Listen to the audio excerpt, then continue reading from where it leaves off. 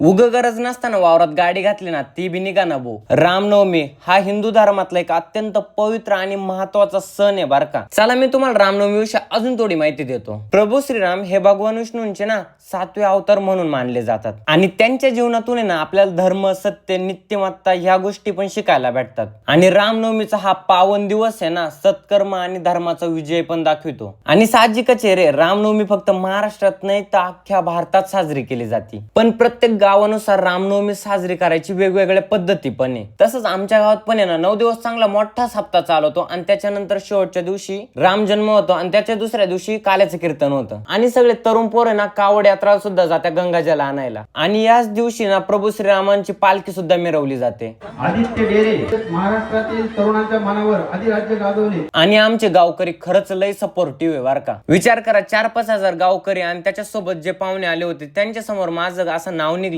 मग माझ्या आजोबांना आणि माझ्या फॅमिलीला किती प्राऊड झालं असेल. याच दिवशी भरपूर भाऊ बहिणींनी फोटो काढले, बघून लय भारी वाटलं. पण भरपूर बहिणी अशा होत्या का ज्यांना फोटो काढायचा होता पण ते गर्दीत बिलकुल शक्यच झालं नाही. त्यांना परत एकदा धन्यवाद जे आमच्या गावात पाहुणे म्हणून आले आणि रामनवमीची एवढी भारी शोभा वाढवली. कारण की माझ्यासाठी तरी पाहुणे देवच आहे. धर्माच्या नावाखाली एकमेकांसोबत लढणं हे आपल्याला प्रभू श्रीरामांनी कधीच शिकवलं नाही. धन्यवाद. आणि आता तुम्ही लाईक आणि फॉलो पण करून घ्या.